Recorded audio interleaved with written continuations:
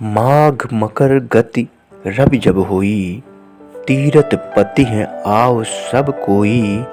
देव दनुज किन्नर नरसेनी, सादर मज्जहि सकल त्रिवेणी। पूजहि माधव पद जल जाता, परसि अखय वटु हर्षति गाता। भरद्वाज आश्रम अति पावन। तुलसीदास द्वारा रचित रामचरितमानस के बाल कांड की यह चौपाइयाँ प्रयागराज में माघ मेले की प्राचीनता और उसकी महत्ता को प्रमाणित करती हैं। धार्मिक ग्रंथों में, शास्त्रों में आदि में माघ मास का बहुत ही महत्व बताया गया है। माघ मास में स्नान, दान व तप आदि का अपना एक विशेष महत्व है। पौराणिक व्याख्यानों में इससे जुड़ी कई किंवदंतियां बताई गई हैं। इनके अनुसार तीर्थराज प्रयाग में गंगा, यमुना और पौराणिक सरस्वती की त्रिवेणी में माघ मास में स्नान करने के बाद ही देवराज इंद्र को गौतम ऋषि के श्राप से मुक्ति मिली थी। माघ महीने में संगम तट पर हर साल मेले का आयोजन होता है। इसमें लाखों श्रद्धालु स्नान करके पूर्ण लाभ कमाते हैं। इसी महीने में हर 6 साल पर अर्धकुंभ और 12 साल पर महाकुंभ का आयोजन भी होता है। इसमें करोड़ों की संख्या में श्रद्धालु पूर्ण लाभ की कामना से स्नान करते हैं। मान्यता है कि इंद्र को भी माघ स्नान से ही मुक्ति मिली थी। सनातन धर्म में संक्रांति, पूर्णिमा और अमावस्या की तिथियों पर गंगा समेत पवित्र नदियों में स्नान का विधान किया गया है। ऐसी मान्यता है कि पूर्णिमा और अमावस्या तिथियों को स्नान करने से व्यक्ति के समस्त पाप कट जाते हैं। साथ ही इन तिथियों को तिल और तर्पण दान से पितरों को मोक्ष की प्राप्ति होती है। इसके अलावा संक्रांति और पर्व त्योहार के अवसर पर भी गंगा का स्नान किया जाता है। मकर संक्रांति के दिन बड़ी संख्या में श्रद्धालु गंगा सागर में आस्था की डुबकी लगाते हैं।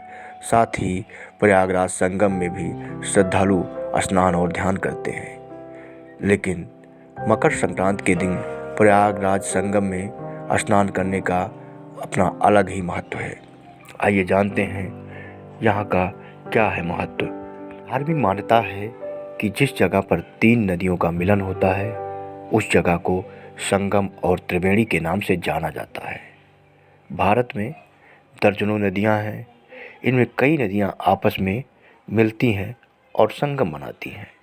प्रयागराज संगम पर भी गंगा, यमुना और सरस्वती का मिलन होता है।